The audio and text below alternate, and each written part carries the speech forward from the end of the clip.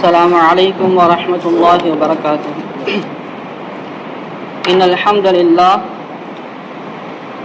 نحمده ونستعينه ونستغفره ونؤمن به ونتوكل عليه فنعوذ بالله من شرور أنفسنا وسيئات أعمالنا من يهده الله فلا مضل له ومن يضلل فلا هادي له ونشهد أن لا إله إلا الله وحده لا شريك له ونشهد أن محمدا عبد الله ورسوله صلوات الله وسلامه عليه وعلى آله الطيبين وأصحابه الطاهرين والتابعين فمن تبعهم بإحسان إلى يوم الدين. أما بعد، فقد قال الله تعالى في القرآن الكريم: فأعوذ بالله من الشيطان الرجيم، بسم الله الرحمن الرحيم، يرفع الله الذين آمنوا منكم والذين أوتوا العلم درجات. صدق الله العظيم. وقال نبينا صلى الله عليه وسلم: طلب العلم فريضة على كل مسلم ومسلمة، أو كما قال صلى الله عليه وسلم. புகழும் புகழ்ச்சியும் இவ்வுலகை படைத்து பரிபாலித்துக் கொண்டிருக்கக்கூடிய அல்லாஹுக்கு உரித்தாகட்டுமாக. சாந்தியும் சமாதானமும் கல்வி கண் திறந்த கண்மணி நாயகம் ஸல்லல்லாஹு அலைஹி வஸல்லம் அவர்கள் மீதும், அன்னாரை வழுவாது பிதுவாது தழுவாது பின்பற்றிய சத்திய சஹாபாக்களின் மீதும், தாபியீன்கள் தபா தாபியீன்கள் மீதும், மேலும் இங்கு கூடியிருக்கும் நம் அனைவரின் மீதும் என்றென்றும் நின்று நிலவட்டுமாக. ஆமீன். கண்ணியமிக்க அல்லாஹ்வின் நல்லடியார்களே, கடந்த ஓரிரு நாட்களுக்கு முன்பதாக 12ஆம் வகுப்புடைய தேர்வுடைய முடிவுகள் வெளிவந்தன. அதேபோல் இன்று 10ஆம் வகுப்பு படித்து முடித்திருக்கக்கூடிய தேர்வு எழுதிய மாணவர்களுடைய அந்த முடிவுகளும் வந்திருக்கின்றன. அல்ஹம்துலில்லாஹ். பல மாணவர்கள் நல்ல மதிப்பெண்ணை பெற்றிருக்கிறார்கள். அல்ஹம்துலில்லாஹ். இந்த சமயத்திலே நாம் இஸ்லாமிய கண்ணோட்டத்திலே இந்த கல்வி சம்பந்தமாக சில விஷயங்களை தெரிந்து கொள்ள கடமைப்பட்டிருக்கிறோம். கண்ணியமிக்கவர்களே, எங்களது ஆசிரியர் மௌலானா அப்துல் ரஹீம் ரஹிமஹுல்லாஹ் அவர்கள் எங்களுக்கு கூறி காட்டுவார்கள், கல்வி 2 வகை என்பதாக நாம் பிரித்து வைத்திருக்கிறோம். ஒன்று இருக்கிறது மார்க்க கல்வி, 2வது உலக கல்வி என்பதாக நாம் பிரித்து வைத்திருக்கிறோம். இப்படி நாம் பிரித்து வைத்திருப்பதே மிகப்பெரிய தவறு என்பதாக கூறுவார்கள். உலக கல்வி என்று சொல்வதை தவறு என்பதாக கூறுவார்கள். ஒன்று மார்க்க கல்வி, 2வது பொது கல்வி என்பதாக நீங்கள் சொல்லுங்கள், அல்லது துறை சார்ந்த கல்வி, கலை சார்ந்த கல்வி என்பதாக நீங்கள் சொல்லுங்கள். மாறாக உலக கல்வி என்று ஒன்று உலகத்தில் கிடையாது என்பதாக கூறுவார்கள். ஒன்று, ஒருவர் மார்க்கத்தை கற்றுக்கொள்ள வேண்டும் என்று சொன்னால் அவர் மதரசாவிற்கு சென்று படிக்கக்கூடிய கல்வி இருக்கிறது, இது மார்க்க கல்வி. 2வது, அவர் கல்லூரியிலே சென்று கல்வியை கற்கிறார், அது துறை சார்ந்த கல்வி, அது பொது கல்வி என்பதாக நீங்கள் சொல்லுங்கள். மாறாக உலக கல்வி என்பதாக சொல்லாதீர்கள். இந்த பாகுபாடு நபியோருடைய காலத்திலே இல்லை, சஹாபாக்களுடைய காலத்திலே இல்லை. சஹாபாக்களும் சரி, அதற்கு பின்பு வந்த நபர்களும் சரி, இஸ்லாமியர்களும் சரி, இது போன்ற பாகுபாடுகளை ஏற்படுத்தவில்லை. இன்று உலகத்திலே இருக்கக்கூடிய மிக பழமை வாய்ந்த யூனிவர்சிட்டிகள் இருக்கிறது, பல்கலைக்கழகங்கள் இருக்கிறது. ஜாமியத்துல் அஸ்ஹர் என்பதாக சொல்வார்கள், அஸ்ஹர் யூனிவர்சிட்டி, அது எகிப்திலே இருக்கிறது. அதே மாதிரி கரவியா யூனிவர்சிட்டி என்பதாக சொல்வார்கள். இது போன்று அந்த காலத்திலிருந்து, பழங்காலத்திலிருந்து, ஹிஜ்ரி 7ஆம் நூற்றாண்டிலிருந்து இருக்கக்கூடிய பல்கலைக்கழகங்கள் இருக்கிறது. இந்த பல்கலைக்கழகங்களிலே ஆரம்ப கால பாடத்திட்டமாக அதிலே கணிதங்கள் இருக்கும், அறிவியல் இருக்கும், மொழி சார்ந்த பாடங்கள் இருக்கும், மார்க்க சட்டம் சார்ந்த பாடங்கள் இருக்கும். எப்படி நம்ம இன்னைக்கு ஸ்கூல்ல போய் படிக்கிறோமோ அந்த மாதிரி ஆரம்ப கல்வியை அங்க படிப்பார்கள். எல்லாரும் ஒரே கல்வியை படிப்பார்கள். அவர்கள் படிக்கக்கூடிய பாடத்திட்டத்திலே ஃபிக்ஹ் சார்ந்த சட்டங்கள் இருக்கும், மார்க்க கல்வி அதிலே இருக்கும், குர்ஆனுடைய அடிப்படையான தஜ்வீதுகள் இருக்கும். இது போன்ற கல்வியை அவர்கள் ஆரம்பத்திலே கற்பார்கள். பிறகு எந்த நபர்கள் தங்களுக்கு எந்த துறைகள் பிடித்திருக்கிறதோ, எந்த துறையிலே அவர் தேர்ச்சி பெற்றிருக்கிறாரோ அந்த துறையை அவர் தேர்ந்தெடுத்துக் கொள்வார். ஒருவர் அதிகமாக குர்ஆன்ல ஈடுபாடாக இருப்பார், தஃப்சீருடைய கலையை அவர் தேர்ந்தெடுத்துக் கொள்வார், மிகப்பெரிய முஃபஸ்ஸிராக ஆகிவிடுவார். ஒரு ஹதீஸுடைய கலையிலே தேர்ந்திருப்பார், ஹதீஸை எடுத்து தனியாக படிப்பார், பெரிய இமாமாக மாறிவிடுவார். அறிவியலிலே யார் மிகப்பெரிய ஆர்வம் இருக்கிறாரோ அவர் அறிவியல் சார்ந்த கல்வியை படிப்பார். மருத்துவ கல்வி யார் மருத்துவத்திலே ஆர்வம் இருக்கிறாரோ அவர் மருத்துவ கல்வியை கற்பார். ஆக அனைத்து விதமான கல்விகளையும் ஒரே இடத்தில் அவர்கள் படித்துக் கொள்வார்கள். ஆரம்பத்திலே அடிப்படையான கல்வியை ஒன்றாக படிப்பார்கள். பிறகு துறை சார்ந்த கல்விகளாக தாங்கள் எந்த துறைகளிலே தேர்ச்சி பெற்றிருக்கிறார்களோ அந்த கல்வியை அவர்கள் எடுத்துக்கொண்டு அதிலே மிகப்பெரிய இமாமாக மாறிவிடுவார்கள். இப்னு சீனா அவர்களை பற்றி நாம் கேள்விப்பட்டிருப்போம். அபி சென்னா என்பதாக கூறுவார்கள். மிகப்பெரிய மருத்துவருக்கெல்லாம் தந்தையாக இருக்கக்கூடிய நபர். அவர் எழுதிய புத்தகங்கள் தான் இன்று வரை மருத்துவத்திற்கு அடிப்படையான நூல்களாக இருந்து கொண்டிருக்கிறது. முதலாக மயக்க மருந்தை கண்டுபிடித்தவர் அவர்தான். அவர் வழி தெரியாமல் எப்படி ஒரு நபருக்கு அறுவை சிகிச்சை செய்வது என்பதாக அதை கண்டுபிடித்த நபர் அவர்தான். அப்போ மிகப்பெரிய ஒரு நபராக, மருத்துவராக, முன்னோடியாக இருந்த நபர். அவரும் அந்த மதரசாவிலே படித்த ஒரு நபராகத்தான் இருப்பார். அவருடைய தோற்றமும் அங்கிருந்து வெளிவரக்கூடிய எல்லா மாணவர்களுடைய தோற்றமும் ஒன்று போலதான் இருக்கும். அனைவரும் தலப்பா கட்டி இருப்பார்கள், அனைவரும் அப்பா அணிந்திருப்பார்கள், சுண்ணத்தான தோற்றத்திலே இருப்பார்கள். ஆனால் அவருடைய துறைகள் மாறுபட்டதாக இருக்கும். அனைவரும் அடிப்படையான கல்வியை ஒன்றாக கற்றிருப்பார்கள். கண்ணியமிக்கவர்களே, இது போன்றுதான் ஆரம்பத்திலிருந்து கல்விகள் வந்து கொண்டிருந்தன. இஸ்லாமிய மதரசாக்கள் இது போன்ற நிலைமையில் தான் இருந்து கொண்டிருந்தன. பின்புதான் பிளவுகள் ஏற்பட்டது. பின்புதான் நாம் இதெல்லாம் பிரித்து விட்டோம். கண்ணியமிக்கவர்களே, மைக்கேல் ஹெச் ஹார்ட் என்பதாக சொல்லக்கூடிய ஒரு மிகப்பெரிய வரலாற்று ஆசிரியர். அவர் 1978 தி 100 என்பதாக ஒரு புத்தகத்தை எழுதினார். நாம் எல்லாம் பிரபல்யமாக கேள்விப்பட்ட சம்பவம் தான். அந்த புத்தகத்தை எழுதிவிட்டு உலகத்திலே புரட்சியை ஏற்படுத்திய, தாக்கத்தை ஏற்படுத்திய 100 மனிதர்களை அவரால் அதிலே பட்டியலிட்டார். அதிலே முதலாவதாக நபி ஸல்லல்லாஹு அலைஹி வஸல்லம் அவருடைய பெயரை எழுதினார். எழுதிவிட்டு அந்த வரலாற்று ஆசிரியர் கூறுகிறார், நான் ஒரு மாற்று மதத்தவனாக இருந்து ஒரு கிறிஸ்துவனாக இருக்கிறேன் என்றாலும் கூட ஒரு முஸ்லிம்களுடைய தலைவரை நான் உலகத்திலே தலை சிறந்த தலைவர் என்று நான் பதிவிட காரணம் அவர்கள் ஏற்படுத்திய புரட்சி அவ்வளவு பெரிய புரட்சியாக இருந்தது. 23 வருடத்திலே அவர் ஏற்படுத்திய புரட்சி இருக்கிறது, இது மாபெரும் புரட்சி. அந்த புரட்சி தான் 1400 வருடங்களை தாண்டியும் கூட நம்மிடத்திலே மிகப்பெரிய தாக்கத்தை ஏற்படுத்தியிருக்கிறது. நபி ஸல்லல்லாஹு அலைஹி வஸல்லம் அவர்கள் ஏற்படுத்திய புரட்சிகளை அவர் பட்டியலிட்டு காட்டுகிறார். அதிலே நபி ஸல்லல்லாஹு அலைஹி வஸல்லம் அவர்கள் ஏற்படுத்திய முதன்மையான புரட்சி அது கல்வி புரட்சியாக இருந்தது.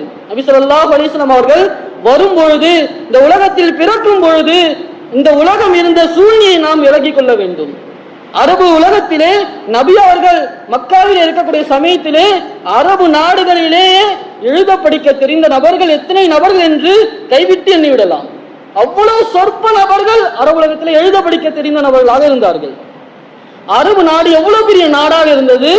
ஆனாலும் கூட எந்த அரசரும் அவர்களை ஆள்வதற்கு முன்வரவில்லை. அவ்வளவு ஒரு மடமைத்தனமான மக்கள் அவர்கள், அவ்வளவு ஒரு காட்டு மிராண்டித்தனமான மக்கள். மிகப்பெரிய ஒரு நிலப்பகுதி, ஆனால் அதை ஆட்சி செய்ய மிகப்பெரிய சாம்ராஜ்யத்தை சார்ந்த மன்னர்கள் முன்வரவில்லை. அவ்வளவு ஒரு மடமையில் வாழ்ந்து கொண்டிருக்கக்கூடிய மக்கள், அவ்வளவு ஒரு காட்டு மிராண்டித்தனமான இருக்கக்கூடிய மக்கள். இந்த மக்களுக்கு மத்தியில் தான் நபி ஸல்லல்லாஹு அலைஹி வஸல்லம் அவர்கள் பிறக்கிறார்கள். இவர்களை வைத்துதான் இந்த இஸ்லாத்தை, அல்லாஹ்வுடைய தூதை முழு உலகத்திற்கும் கொண்டு போய் சேர்க்க வேண்டும். இவ்வளவு ஒரு மடமையில் இருக்கக்கூடிய மக்கள்,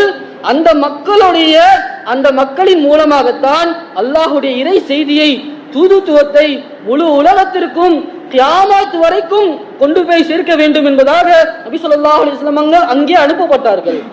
அப்போது நபியோடைய காலத்திலே அவ்வளவு ஒரு மடமையிலே வாழ்ந்த மக்களை நபி ஸல்லல்லாஹு அலைஹி வஸல்லம் அவர்கள், இவர்களை வைத்து நாம் எப்படி புரட்சி செய்வது? அதற்காக நபி அவர்கள் ஏற்படுத்திய முதல் புரட்சி அவருடைய கல்வியின் ஆர்வத்தை தூண்டினார்கள். நபி அவர்கள் மதீனாவிற்கு வந்த முதலாக நபி அவர்கள் மக்களை அழைத்து பிரகடனம் செய்தார்கள், தொலபுல் இல்மி ஃபரீலத்துன் அலா குல்லி முஸ்லிமின், கல்வியை கற்பது ஒவ்வொரு முஸ்லிமின் மீதும் கடமையாகும். நீ அல்லாஹை ஏத்துக்கிட்டியா, முஸ்லிம் நீ சொல்றியா, நீ கல்வியை கற்க வேண்டும். நீ ஒரு முஸ்லிம் என்பதற்கு அடையாளமே நீ கல்வியை கற்க வேண்டும். அது ஒரு ஃபர்து என்பதாக நபி அவர்கள் கூறி காட்டினார்கள். அந்த சிந்தனையை ஏற்படுத்தினார்கள். நாம் ஒரு புரட்சியை செய்ய போகிறோம், அந்த புரட்சிக்கு அடிப்படை கல்வி ஞானமாக இருக்கிறது. நம்மிடத்தில் இருக்கக்கூடிய மடமைத்தனத்தை வைத்து எந்த ஒரு புரட்சியும் செய்ய முடியாது. எனவே கல்வியை நாம் கற்க வேண்டும் என்பதாக நபி அவர்கள் ஆர்வமூட்டினார்கள். அது மட்டுமல்ல, நபி ஸல்லல்லாஹு அலைஹி வஸல்லம் அவர்கள், நான் ஆசிரியராக அனுப்பப்பட்டிருக்கிறேன், என்னிடத்தில் வந்து நீங்கள் கற்றுக்கொள்ளுங்கள். அல்லாஹ் கல்வியை எனக்கு வழங்குகிறான், நான் உங்களுக்கு போதிக்கிறேன். இன்னமா புஇஸ்து முஅல்லிமா, நான் ஒரு ஆசிரியர், என்னிடத்திலே வந்து நீங்கள் கல்வியை கற்றுக்கொள்ளுங்கள் என்பதாக கூறினார்கள். நபியவர்கள் உலக கல்வியை கற்றுக் கொடுத்தார்கள், அனைத்து விதமான அறிவியல் கல்வியும் கற்றுக் கொடுத்தார்கள். சஹாபாக்கள் சொல்வார்கள், வானத்தில் பறக்கக்கூடிய ஒரு பறவை பறந்தாலும் சரி, நபியவர்கள் அந்த ரக்கையை அசைத்து எப்படி அந்த பறவை பறக்கிறது என்பதாக அந்த அறிவியல் கல்வியை எங்களுக்கு கற்றுக் கொடுத்தார்கள் என்பதாக கூறி காட்டுவார்கள். கண்ணியத்திற்குரியவர்களே, அப்படிப்பட்ட ஒரு புரட்சியை நபியவர்கள் வித்திட்டார்கள். அது மட்டுமல்ல, சந்தர்ப்பத்திலையும் நபி அவர்கள் பயன்படுத்திக் கொண்டார்கள். கல்வியை கற்றுக்கொள்ளுங்கள் என்பதாக கூறிவிட்டு அப்படியே பேசிவிட்டு செல்லவில்லை, அதற்குண்டான ஏற்பாடுகளை நபி அவர்கள் செய்தார்கள். பத்ருடைய போர்க்களம் நாம் கேள்விப்பட்ட சம்பவம் தான். 70 நபர்கள் காபிர்கள் பிடிபடுகிறார்கள் முஸ்லிம்களுடைய கையிலே. நபி அவர்கள் நாடி இருந்தால் அவளை கொன்று இருக்கலாம் அல்லது அவர்களை விற்று இருக்கலாம். ஆனால் நபி அவர்கள் பார்த்தார்கள், அந்த 70 நபர்களும் எழுத படிக்க தெரிந்த நபர்களாக இருந்தார்கள். நபி அவர்கள் அவர்கள் நிபந்தனை இட்டார்கள், நீங்கள் இந்த இஸ்லாமிய குழந்தைகளுக்கு எழுத படிக்க கற்றுக் கொடுத்தீர்கள் என்று சொன்னால் உங்களை நாங்கள் உரிமை விட்டு விடுகிறோம். இஸ்லாமிய எதிரிகள் நம்மை கொல்ல வேண்டும் என்பதாக கங்கணம் கட்டி கொண்டு போருக்கு வந்தவர்கள், அவர்களிடத்திலே நபி அவர்கள் அவர்களையும் பயன்படுத்தினார்கள். அவர்களிடத்திலே மார்க்க கல்வியாக கற்றிருப்பார்கள், அவரிடத்திலே எழுத படிக்கக்கூடிய அந்த கல்வியை கற்றுக் கொடுக்கும்படி கூறினார்கள். அந்த வாய்ப்பை நபி அவர்கள் ஏற்படுத்தி கொண்டார்கள். படித்துக் கொள்ளுங்கள் என்பதாக கூறிவிடவில்லை, இந்த படிப்பதற்குண்டான ஏற்பாடுகளை செய்தார்கள். இந்த 70 நபர்களில் யாருக்கெல்லாம் எழுத படிக்க தெரியுமோ, நீங்கள் இஸ்லாமிய குழந்தைகளுக்கு எழுத படிக்க கற்றுக் கொடுத்தீர்கள் என்று சொன்னால் நீங்கள் உரிமையாகி விடுவீர்கள் என்பதாக நபி அவர்கள் கூறி காட்டினார்கள். அது மட்டுமல்ல, கண்ணியத்திற்குரியவர்களே, நபி ஸல்லல்லாஹு அலைஹி வஸல்லம் அவர்கள் சஹாபாக்களே ஆர்வமூட்டினார்கள். சில நபர்களுக்கு எழுத படிக்க தெரிந்திருக்கலாம், படிப்பறிவு இருக்கலாம், சில நபர்களுக்கு வேறு சில திறமைகளும் இருக்கலாம். நபி அவர்கள் அந்த திறமையை கண்டெடுத்து அவர்களை அது போன்ற விஷயத்திலே பயன்படுத்துவார்கள். நபி அவர்கள் கூறினார்கள், அன்னாசு மஆதினுக மஆதினில் ذهب والفضة, மக்கள் எல்லாம் சுரங்கங்களை போன்றவர்கள். எந்த ஒரு நபரும், எந்த ஒரு மனிதரும், எந்த ஒரு சிறுவனும் இப்படி சொல்லிவிட முடியாது, எனக்கு எதுவுமே தெரியாது, எனக்கு எதுவுமே வராது அப்படின்னு யாருமே சொல்ல முடியாது. எனக்கு படிப்பு வரலையா, அல்லாஹ் வேற ஒரு திறமையை கொடுத்திருப்பான். நபி அவர்கள் அந்த திறமையை எடுத்து பயன்படுத்தினார்கள். மக்கள் எல்லாம் சுரங்கங்களை போன்றவர்கள். நம்ம எல்லாம் சுரங்கத்தை பார்த்திருப்போம், போன உடனே அப்படியே தங்கம் இருக்கும், தங்க செயின் கீழே இருக்கணும் அப்படின்னு இல்லை. சுரங்கம்னா என்ன? அதை நாம் தோண்ட வேண்டும், அதிலே மிகப்பெரிய ஒரு பாடுபட வேண்டும், அதை அழிக்க வேண்டும், அதிலே சுரங்கங்களை தோண்ட வேண்டும், அதில் இருக்கக்கூடிய பாறைகளை உடைக்க வேண்டும், அதிலே மண்ணுடன் சேர்ந்து சிறு சிறு துகள்களாக தங்கங்கள் கிடைக்கும். அதை உருக்க வேண்டும், அதை சுத்தம் செய்ய வேண்டும், இதற்கு பிறகுதான் அதை அடிக்க வேண்டும், உடைக்க வேண்டும், பக்குவப்படுத்த வேண்டும், பிறகுதான் ஒரு மோதிரமாகவோ ஒரு செயினாகவோ நமக்கு காட்சி பொருளாக அது வருகிறது. அப்படி எப்படி இந்த சுரங்கத்தை தோண்டப்பட்டால் அதிலே சிறிது தங்கங்கள் கிடைக்கிறதோ அது போன்று உங்கள் ஒவ்வொரு நபருக்குள்ளாரும் ஒவ்வொரு திறமைகள் இருக்கும். எல்லா மனிதனிடத்திலே அல்லாஹ் தஆலா திறமைகளை ஒளித்து வைத்திருக்கிறான் என்பதாக நபி அவர்கள் கூறி காட்டினார்கள். அது மட்டுமல்ல, அந்த திறமையை பயன்படுத்தியும் காட்டினார்கள். யாரிடத்தில் எந்த திறமை இருக்கிறதோ அந்த திறமையை நபி அவர்கள் மார்க்கத்திற்காக புரட்சி செய்வதற்காக பயன்படுத்தி காட்டினார்கள். ஒரு சிறிய சஹாபி பத்ருடைய போர்க்களத்திலே அவருடைய தாயார் வாளை மாட்டிக்கொண்டு போர்க்களத்திலே அழைத்து வருகிறார்கள். நபி ஸல்லல்லாஹு அலைஹி வஸல்லம் இடத்திலே, எனது மகனை நீங்கள் போருக்கு அழைத்து செல்லுங்கள் என்பதாக கூறுகிறார்கள். அப்ப நபி அவங்க பாக்குறாங்க, அந்த சஹாபி சிறிய சிறுவன், வாள் தன்னிடத்திலே தொங்கப்பட்டிருக்கக்கூடிய வாள் அவரை விட உயரமாக இருக்கிறது. 11 வயசு பையன், ஆளை பார்த்தா சின்னதா இருக்கு, அவர் மாட்டிருக்கக்கூடிய கத்தி அவரோட பெருசா இருக்கு. இப்ப இந்த பையனை எப்படி போருக்கு கூட்டு போறது? நபி அவங்க ஒதுக்கி வச்சுட்டாங்க. ரெண்டாவது, உஹதுடைய போர்க்களத்துல அவர் வந்து நிக்கிறாரு கத்தியை மாட்டிக்கிட்டு. அப்ப நபி ஸல்லல்லாஹு அலைஹி வஸல்லம் அவங்க சிறுவருக்கு மத்தியில ஒரு போட்டி வைக்கிறாங்க, யாரு பலசாலின்னு பாக்குறாங்க. அந்த போட்டியில வெற்றி பெற்ற மாணவர்களை மட்டும், அந்த பசங்களை மட்டும் கூட்டிட்டு போறாங்க. அப்பயும் அந்த மகன் என்ன செய்யல, அந்த பையன் செலக்ட் ஆகல. இருந்தாலும் அவருக்கு பெரிய ஆர்வம், நான் எப்படியாவது நபியவர்களுடன் இணைந்து விட வேண்டும், அவர்களுக்காக நான் பணிவிட செய்ய வேண்டும் என்பதாக ஆர்வத்துடன் அவரிடத்திலே வந்து கொண்டே இருக்கிறார். பிறகு அவருடைய தாயார் பார்க்கிறார்கள், என் பிள்ளைக்கு என்ன திறமை இருக்குன்னு பாக்குறாங்க. அவன் எது சொன்னாலும் மனப்பாடம் பண்ணிடுறான், ஒரு விஷயத்த சொன்னா மறக்க மாட்டான். அப்போ அவங்க என்ன செஞ்சாங்க, முன்னாடி இருந்த சஹாபாக்கள், ஆரம்பத்தில் இஸ்லாத்தை ஏற்றுக்கொண்ட சஹாபாக்கள் இடத்திலே தனது மகனை அனுப்பி வைக்கிறார்கள். அந்த மகனார், அந்த சிறுவர் அந்த சஹாபாக்களிடத்தில் சென்று அவர்கள் ஓதக்கூடிய சூறாக்களை கேட்டு கேட்டு எல்லா சூறாத்தையும் மனப்பாடம் பண்ணிக்கிறார். மொத்தம் 17 சூறாவை மனப்பாடம் செய்து கொள்கிறார். பிறகு நபி ஸல்லல்லாஹு அலைஹி வஸல்லம் இடத்துல அவருடைய தாயார் அழைத்து வந்து, எனது மகனை நீங்கள் பணிவிடைக்காக வைத்துக் கொள்ளுங்கள், இவன் என்ன சொன்னாலும் மனப்பாடம் பண்ணிடுவான், பெரிய திறமசாலி, நல்ல மூல சக்தி இருக்கு அப்படின்னு சொல்லிட்டு கொடுக்குறாங்க. அப்ப நபி ஸல்லல்லாஹு அலைஹி வஸல்லம் அவங்க கேட்கறாங்க, ஏதாச்சும் ஒரு சூறாவை ஓதி காட்டுப்பான்னு சொன்னா அவர் ஒரு சூறாவை அழகா ஓதி காட்டுறாரு. அப்பயே அவங்க பார்த்தாங்க, நல்ல ஞாபகம் சக்தி இருக்கக்கூடிய பையனா இருக்கிறானே, தன்னுடன் இணைத்துக் கொண்டார்கள் நபி ஸல்லல்லாஹு அலைஹி வஸல்லம் அவர்கள். பிறகு அவரிடத்திலே சொல்கிறார்கள், எனக்கு யூதர்களிடத்திலிருந்து பல கடிதங்கள் வருகிறது, அந்த மொழி எனக்கு தெரியல, யூதர்கள் கிட்ட கொடுத்தா அவங்க ஏதாச்சும் குறவுபடி பண்ணிடுவாங்கன்னு எனக்கு பயமா இருக்கு, நீங்க யூத மொழியை கற்றுக்கொள்ளுங்க என்பதாக சொல்றாங்க. அந்த சிறுவர் 17 நாட்களில் யூத மொழியை அவர்கள் கற்றுக்கொள்கிறார்கள்.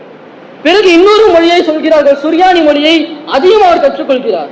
இப்ப நபி ஸல்லல்லாஹு அலைஹி வஸல்லம் அவர்கள் எந்த நபர்களிடத்திலே என்ன திறமைகள் இருக்கிறது என்பதாக ஆராய்ந்து அதை எப்படி பயன்படுத்த வேண்டும் என்பதாக அறிந்து அதை முறையாக பயன்படுத்தி காட்டினார்கள். கண்ணியத்திற்குரியவர்களே, அது மட்டுமல்ல, நபி ஸல்லல்லாஹு அலைஹி வஸல்லம் அவர்கள் தன்னிடத்திலே இருக்கக்கூடிய மாணவர்களை, சஹாபாக்களை ஆசிரியர்களாக உருவாக்கினார்கள். உருவாக்கி அந்த ஆசிரியர்களை முழு உலகிற்கும் அனுப்பி வைத்தார்கள். அவர்கள் செய்த புரட்சியில் ஏற்பட்ட சாதனைகள் தான் நாம் பார்த்து கொண்டிருக்கிறோம். மருத்துவ துறையை நீங்கள் எடுத்துக்கொள்ளலாம், அறிவியல் துறையை நீங்கள் எடுத்துக்கொள்ளலாம், எல்லாவற்றிற்கும் முன்னோடியாக இஸ்லாமிய சமுதாயத்தினர் இருந்து கொண்டிருந்தார்கள். இன்று கல்வி புரட்சியாளர்கள் என்பதாக நாம் அம்பேத்கரை பற்றி பேசுகிறோம், காமராஜரை பற்றி பேசுகிறோம். ஆனால் ஒரு முழு நாட்டிலும் 7-8 படிக்க தெரிந்த மக்கள் இருக்கக்கூடிய சமயத்திலே மிகப்பெரிய கல்வி புரட்சியை ஏற்படுத்தது நபி ஸல்லல்லாஹு அலைஹி வஸல்லம் அவர்களாக இருந்து கொண்டிருக்கிறார்கள். கண்ணியமிக்கவர்களே, தி 100 என்பதாக புத்தகம் நாம் ஆரம்பத்திலே குறிப்பிட்டேன். அதிலே அந்த நபர் மைக்கேல் எச்சார்ட் 2வது நியூட்டனை பதிவு செய்கிறார். முதலாவதாக நபி அவர்களை பதிவு செய்துவிட்டு 2வது நியூட்டனை பதிவு செய்கிறார். அந்த நியூட்டன் கூறியிருக்கிறார், நான் மிகப்பெரிய ஆராய்ச்சிகளை செய்திருக்கிறேன், வானத்திலே ஆராய்ச்சிகளை செய்திருக்கிறேன், பல்வேறு கண்டுபிடிப்புகளை கண்டுபிடித்திருக்கிறேன், நான் இதை செய்ததெல்லாம் இஸ்லாமிய அறிவியல் கண்டுபிடிப்பாளர்களுடைய தோள்களின் மீது ஏறி நின்றுதான் நான் இதை செய்தேன் என்பதாக கூறி காட்டினார். அவர்களுடைய உதவியை கொண்டுதான் நான் செய்தேன், அவர்கள் தான் எனக்கு முன்மாதிரியாக இருந்தார்கள். என்னுடைய ஆய்வு கூடம் முழுவதும் இஸ்லாமிய கண்டுபிடிப்பாளர்களும் அறிவியல்வாதிகளும் தான் இருந்தார்கள். அவருடைய உதவியை கொண்டுதான் நான் எல்லாவற்றையும் சாதித்து காட்டினேன் என்பதாக அந்த நியூட்டன் அவர்கள் கூறி காட்டுகிறார்கள். கண்ணியத்திற்குரியவர்களே, நாம் சிந்தித்து பார்க்க வேண்டும், நபி ஸல்லல்லாஹு அலைஹி வஸல்லம் அவர்கள் எவ்வளவு பெரிய கல்வி புரட்சியை ஏற்படுத்தினார்கள். ஆனால் நாம் நம்முடைய காலகட்டத்திலே என்ன செய்து கொண்டிருக்கிறோம்? நபி ஸல்லல்லாஹு அலைஹி வஸல்லம் அவர்களே ஃபாத்திமா ரலியல்லாஹு அன்ஹா அவர்கள் வந்த சம்பவம் நாம் கேள்விப்பட்டிருப்போம். போர்க்களத்திலிருந்து அடிமைகள் வந்திருக்கிறார்கள். அந்த அடிமையிலே சில நபர்களை வாங்கி வரும்படி அலி ரலியல்லாஹு அவர்கள் கூறி அனுப்புகிறார்கள். நபி ஸல்லல்லாஹு அலைஹி வஸல்லம் அவர்களிடத்திலே ஃபாத்திமா ரலியல்லாஹு வந்து கேட்டார்கள். அப்ப அந்த தஸ்பீஹை சொல்லி கொடுத்து அனுப்புனாங்க, நம்ம கேள்விப்பட்டிருப்போம். ஆனால் நபி அவர்கள் கூறிய வார்த்தை நாம் கவனிக்க கடமைப்பட்டிருக்கிறோம். நான் அந்த அடிமைகளை என்னிடத்தில் கல்வி பயிலக்கூடிய சுஃபாவில் தங்கியிருக்கக்கூடிய அந்த மக்களுக்காக செலவழிக்க வைத்திருக்கிறேன். அந்த அடிமைகளை நான் விற்று அதில் வரக்கூடிய காசு பணங்களை, செல்வங்களை இந்த கல்வி பயிலக்கூடிய மாணவர்களுக்கு நான் செலவழிக்க வைத்திருக்கிறேன் இந்த அடிமைகளை என்பதாக நபிகள் கூறினார்கள். இந்த ஹதீஸை பதிவு செய்துவிட்டு இமாம் இப்னு ஹஜர் ரஹ்மஹுல்லாஹ் அவர்கள் கூறுவார்கள், சதகாக்களில் சிறந்தது நாம் பிறருக்கு உதவி செய்ய வேண்டும் என்பதாக செலவழிப்பதில் சிறந்தது கல்வி பயிலக்கூடிய மாணவர்களுக்கு செலவழிப்பது. ஒரு நபர் கஷ்டப்பட்டு கொண்டிருக்கிறார், அவர் படித்தால் அவருடைய குடும்பம் முன்னேறிவிடும், அவர் படித்தால் மிகப்பெரிய சாதனையராக மாறிவிடுவார், அவர் படித்தால் சமுதாயத்திற்கு மிகப்பெரிய பலனாக இருக்கும் என்று சொன்னால் அந்த நபருக்கு படிப்பின் செலவினத்தை நாம் ஏற்றுக்கொள்வது, அவருக்காக உதவி செய்வது இருக்கிறது, இதுதான் ஆக உயர்ந்த சதகா என்பதாக இமாம் இப்னு ஹஜர் ரஹ்மஹுல்லாஹ் அவர்கள் பதிவு செய்கிறார்கள். கண்ணியத்திற்குரியவர்களே, நாம் சிந்தித்து பார்க்க வேண்டும். நமது மஹல்லாக்களில் இது பெரிய பொறுப்பாக இருந்து கொண்டிருக்கிறது. நமது மஹல்லாக்களிலே பல்வேறு மாணவர்கள் 10ஆம் வகுப்பு வரை படிக்கிறார்கள். அதுக்கு பிறகு அவருக்கு செலவழிக்க ஆள் இல்லை. என்ன செய்யறா? அப்படியே ஒரு கறி கடைக்கு போயிடுறான். என்ன செய்யறா? 12ஆம் வரைக்கும் படிக்கிறான். அதுக்கு பிறகு அவனுக்கு படிப்பு செலவுக்கு செய்ய ஆள் இல்லை. ஆனா அவனுடைய வாழ்க்கை அப்படியே மோசமான நிலைமையில போயிடுது. கண்ணியமிக்கவர்களே, இது போன்ற நபர்களை நாம் கண்டுபிடித்து, நபி அவர்கள் தனது மகளுக்காக கொடுக்கவில்லை.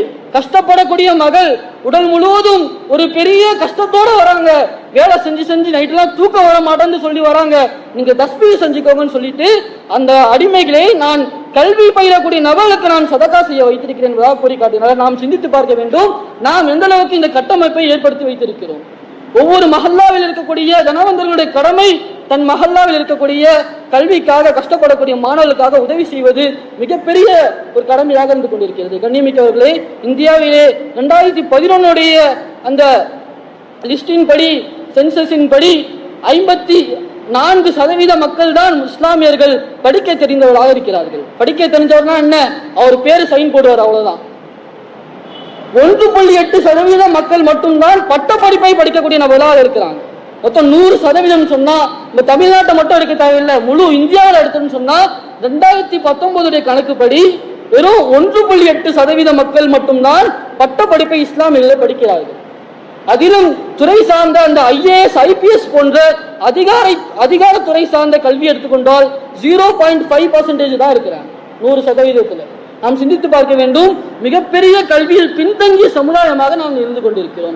பெற்றோர்களும் நமது பிள்ளைகளை கஷ்டப்பட்டு படிக்க வைக்கிறோம், பிரைவேட் ஸ்கூல்ல சேர்க்கிறோம், லட்ச லட்சமா பணத்தை கட்டுறோம். ஆனா எதற்காக நாம் செலவழிக்கிறோம் அதை நாம் சிந்திப்பதே இல்லை. ஏதோ 10வது படிச்சானா படிப்பு வரலையா, ஏதாச்சும் ஒரு வேலையை செய்யலாம் நம்ம அனுப்பிச்சிடணும். பிரசிடென்சி ஸ்கூல்ல படிக்கிறாங்க, 12வது வரைக்கும் படிக்கிறார் பையன், பிறகு கல்வியை தொடர முடியல, படிச்சிருக்கிறான், பாஸ் ஆயிருக்கிறான், பார்த்தா மெக்கானிக் ஷெட் வச்சுட்டு உட்கார்ந்துடுறான். எதற்காக நாம் படிக்க வைக்கிறோம்? நமது பிள்ளையுடைய வாழ்க்கையிலே 12 வருடங்கள் 15 வருடங்களை ஒரு கல்விக்காக நாம் ஒதுக்கிறோம். பொன்னான காலம் அது. அதற்காக நாம் எவ்வளவு செலவழிக்கிறோம், எவ்வளவு மிகப்பெரிய ஸ்கூலிலே படிக்க வைக்கிறோம். நம்முடைய உழைப்புல வரக்கூடிய 1/4 பகுதியை அதற்கு நாம் செலவழிக்கிறோம். இந்தியாவில் வாழக்கூடிய முஸ்லிம்கள் தனது பொருளாதாரத்தை 4 விதமாக அதிகமாக செலவழிக்கிறார்கள். முதலாவது மருத்துவத்திற்காக. ஒரு மருத்துவமனைக்கு சென்றால் பதிவின்படி 36% மக்கள் இஸ்லாமியர்களாக இருக்கிறார்கள், அத்தனை பேர் நோயாளிகளாக இருக்கிறாங்க. 2வது திருமணம் போன்ற தேவையற்ற ஆடம்பர செலவை செய்கிறார்கள். 3வது எனது பிள்ளைகளுடைய கல்வி செலவினத்திற்காக செலவு செய்கிறோம். இப்ப இவ்வளவு பெரிய தொகையை நாம் கஷ்டப்பட்டு சம்பாதித்து செலவு செலுத்ததை ஒரு பயனற்றதாக ஆகிவிடுகிறது. நாம் வெளிநாடுகளில் சென்று சில நபர்கள் செலவழிக்கிறார்கள், ஆனால் அந்த கல்வியை ஏன் தொடர முடியவில்லை? காரணம், சின்ன வயசுல இருந்து படிக்கும் போதே நம்ம சரியா கண்காணிக்கிறது இல்லை.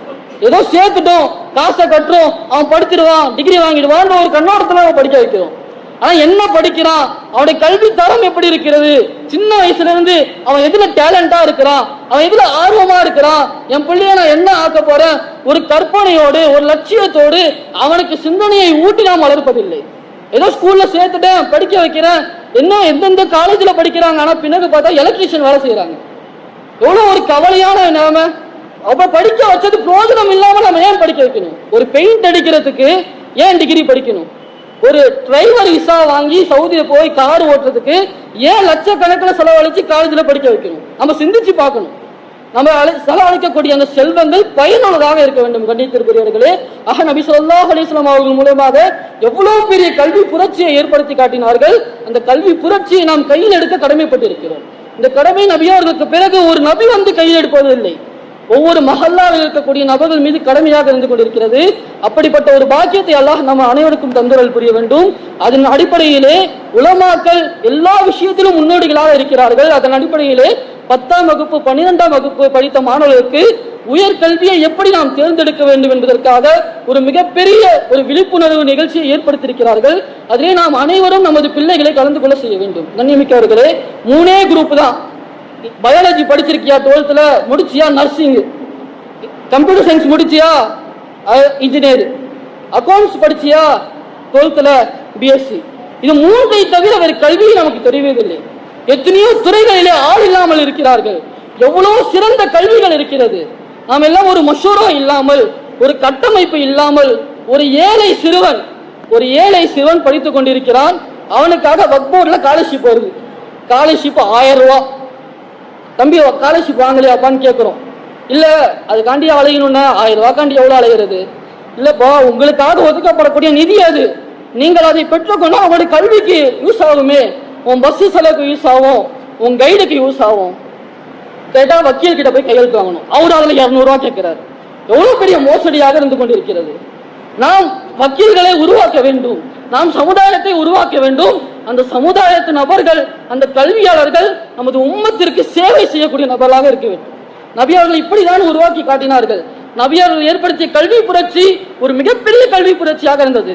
23 வருடத்திலே நபியார்கள் ஏற்படுத்திய புரட்சி இன்று வரைக்கும் அந்த புரட்சி எத்தனையோ லட்சம் மக்களிடத்தில் மாற்றங்களை ஏற்படுத்தி காட்டியது. கண்ணியத்திற்குரியவர்களே, அப்படிப்பட்ட சமுதாயத்தை நாம் உருவாக்க வேண்டும்.